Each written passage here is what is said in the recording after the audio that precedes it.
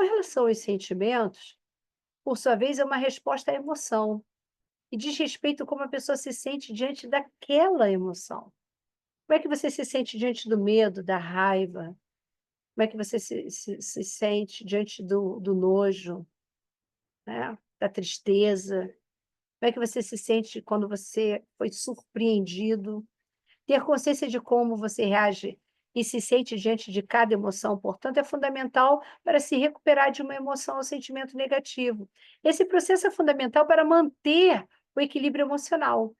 As emoções são reações inconscientes, enquanto os sentimentos são uma espécie de juízo sobre essas emoções. Isso aqui é muito importante. As emoções são reações inconscientes, enquanto os sentimentos são uma espécie de juízo a essas emoções. É um juízo. É um juízo que você faz com relação a essa emoção. E você vai escolher e vai determinar se você vai alimentar isso ou não. O que que você vai fazer com isso? É escolha sua. Imagine uma situação na qual um animal feroz começa a correr atrás de você. Está lá o pitbull correndo atrás de você, quer te morder. Mas de qualquer outra coisa, mesmo da consciência, surge o medo, que é uma emoção. Você sentiu medo. "Ai, o pitbull quer me morder". É. Logo em seguida, você tem consciência dos seus sentimentos. E aí você percebe que está assustada e com medo. Mas você teve um impulso primeiro. Então, como é que você está se sentindo hoje? Pensa aí, você está feliz? Hoje foi um dia que você se sentiu feliz, você se sentiu triste? Você está se sentindo tranquila, tranquilo, cansado? Você está com sono agora? Você está frustrado? Você está empolgada? Você está brava com alguém aí? Você está com medo? Como é que você está se sentindo hoje? Então, depois dessa breve introdução, só para a gente entender um pouquinho sobre força mental, sobre emoção e sentimento, a gente vai falar sobre força mental, alta ou baixa, né? Então, aqui tem 2 exemplos muito legais. Imagine que um homem fica nervoso em situações sociais, né? Tem pessoas que não gostam de aglomeração, que não gostam de conversar, de trocar palavras, pessoas que não se sentem confortáveis em ambientes ruidosos. Então, para minimizar sua ansiedade, ele evita a qualquer custo bater papo com seus colegas de trabalho. Essa é a situação dele, porque ele não se sente bem, não se sente seguro. Quanto menos fala com eles, menos eles puxam conversa. Quando entra na salinha do café e passa pelas pessoas no corredor, sem que ninguém o cumprimente, pensa: devo ser muito esquisito. Quanto mais pensa sobre essa falta de traquejo social, mais fica nervoso ao travar conversas. Sua ansiedade aumenta, seu desejo de evitar os colegas cresce, o resultado é um círculo vicioso. Ou seja, os colegas não falam com ele porque ele não fala com os colegas. E ele, porque os colegas não falam com ele porque ele não fala com os colegas, se acha cada vez pior, mais esquisito e fica cada vez mais se sentindo incapaz, impotente quando ele precisa dialogar com alguém. Aqui a gente tem uma situação oposta, né? Tenho pavor de cobras, ainda assim é um medo completamente irracional. Eu moro no Maine, tenho pavor de cobras, ainda assim, que é um medo completamente irracional, eu moro no Maine, onde há uma única cobra, onde não há uma única cobra venenosa. Então já sabe que aquele lugar onde aquela pessoa mora, não existe cobras venenosas. Além disso, não vejo cobras com frequência. Mas quando as vejo, meu coração acelera, fico tentada a correr o mais rápido possível na direção oposta. Em geral, antes de sair correndo, consigo equilibrar meu pânico com pensamentos racionais que me lembram de que não há razão lógica para sentir medo. Primeiro, porque a cobra não é venenosa. Uma vez que o pensamento racional toma conta, posso passar pela cobra a uma distância segura. E ainda prefiro que não me aproximar, mas consigo seguir em frente sem deixar meu medo irracional interferir no meu dia. Então, tendo dito isso aqui, essas 2 situações, nós temos aqui uma pessoa que ela foge do diálogo, foge de ambiente com outras pessoas. E a gente tem uma outra pessoa que, apesar do seu grande medo de cobras, ainda assim, mesmo tendo como primeiro impulso correr em sentido oposto, ela consegue manter a racionalidade ao ponto dela conseguir passar pela cobra com uma distância segura e seguir em frente. E aí, o que vocês me dizem dessas duas situações? Quem tem uma força mental fraca?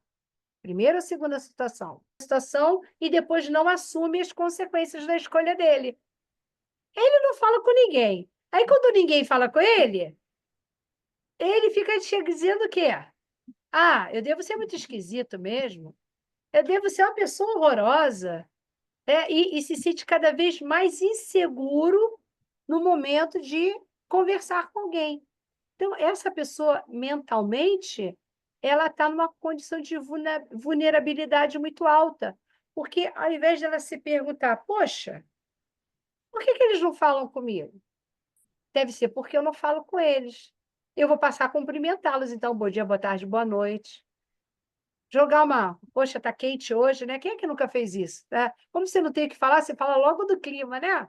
Já prepara para pensar nisso? Tá um calor, né? Ah, é verdade, pronto. Aí começa o assunto. Nossa, que frio, né? Ih, tão frio horrível hoje. Aí começa o assunto. Quem nunca fez isso, né? Eu já fiz isso várias vezes na minha vida.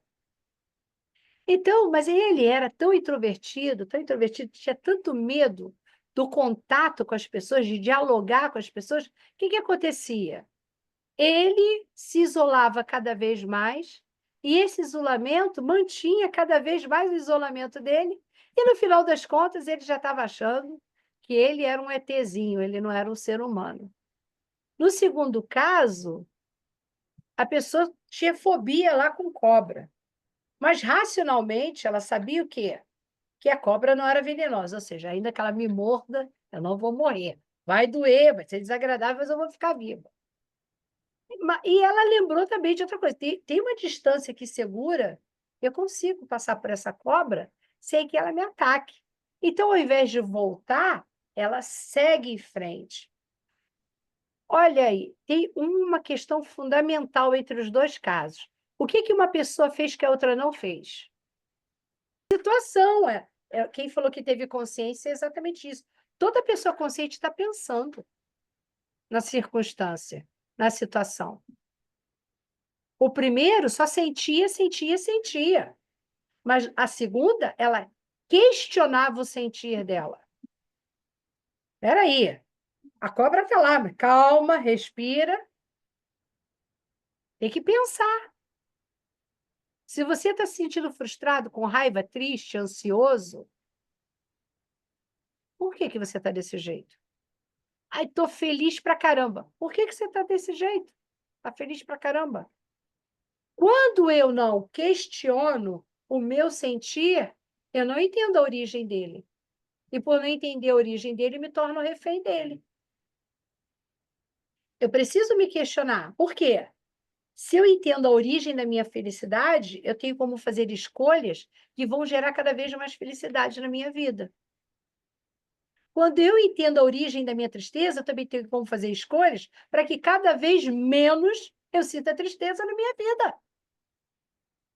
Agora, se eu estou lá, não deixa a vida me levar, a vida leva eu não presto atenção nos meus sentimentos, eu não presto atenção na origem das minhas emoções, eu não busco consciência de absolutamente nada.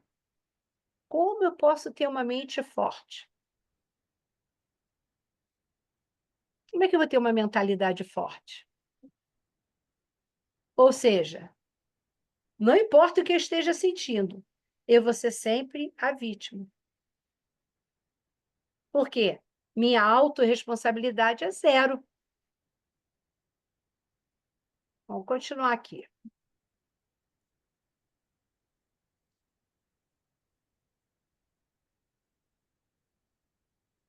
Então, aqui a gente tem uma escadinha, né? Primeiro degrau, segundo degrau, terceiro degrau. Quem arrisca dizer o que está aqui no primeiro degrau?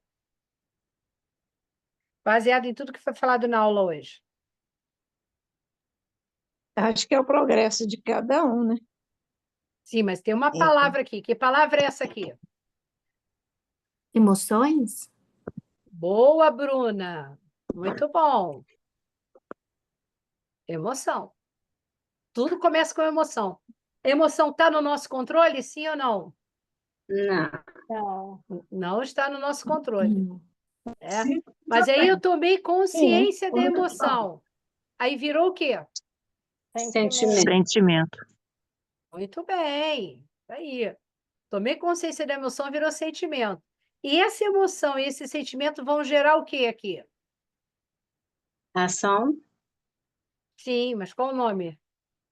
Comportamento. Muito bom, Arineia. Que foi o que aconteceu com o rapaz lá do trabalho.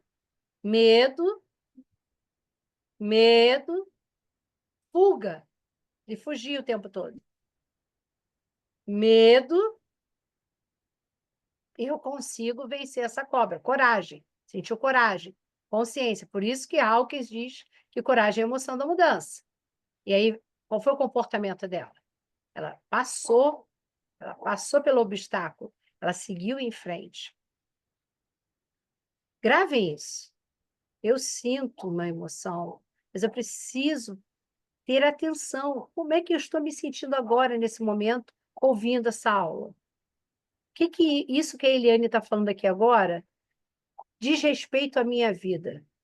Como está sendo o meu comportamento quando eu sou contrariada? Como está sendo o meu comportamento quando eu me sinto frustrada, cansada? Está relacionado à emoção. Porque muitas vezes o que acontece? A gente fica vivendo nisso aqui, ó. É como se o sentimento não existisse. A gente simplesmente vive sendo controlado pela emoção. Porque, como diz Augusto Cury, nós temos que nos questionar todos os dias.